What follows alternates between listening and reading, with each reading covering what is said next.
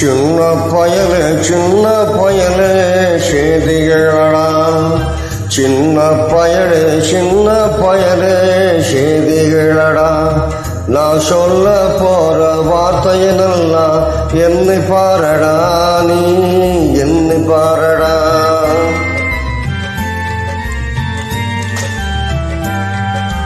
சின்ன பயலே சேதிகளடா.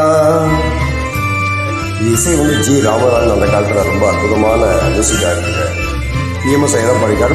பட்டுக்கோட்டையுடைய பாடல் வந்து அற்புதமாக இருக்குங்க, அற்புதமாக இருக்கும்.